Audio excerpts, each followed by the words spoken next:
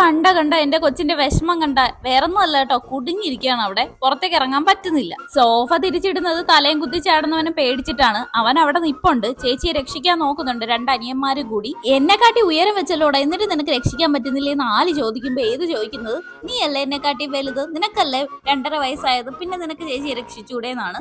അതിനിടെ കിടന്ന് അലമ്പുണ്ടാക്കാതെ ആരെങ്കിലും ഒന്ന് രക്ഷിക്കട്ടെ എന്നാണ് ഇസു ചേച്ചി പറയുന്നത്. ചേച്ചിയെ രക്ഷിക്കാൻ ആത്മാർത്ഥമായി ശ്രമിക്കുകയാണ് രണ്ട് അനിയന്മാരും. ഒരുത്തൻ സൈക്കിൾ ഇടിച്ച് സോഫ മാറ്റാൻ നോക്കുകയാണെന്ന് തോന്നുന്നു. നടക്കുന്നില്ല എന്ന് കണ്ടപ്പോ ഇവിടെ ഒന്ന് പാട്ടൊക്കെ പാടുന്നുണ്ട്.